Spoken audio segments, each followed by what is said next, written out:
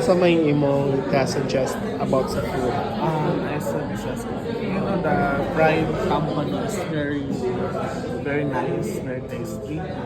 But I suggest the Lilitong Sa may chill, spicy. spicy. And of course, you partner it with hot lemonade with pure honey, See? pure lemon. Para asa man daw na siya. It's good for Good for detox. detox. Also, chicken. Chicken.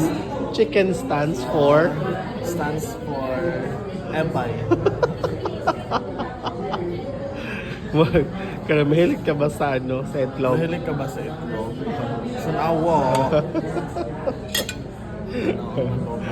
So, Here moro at- to. So, siya kape, mora, no.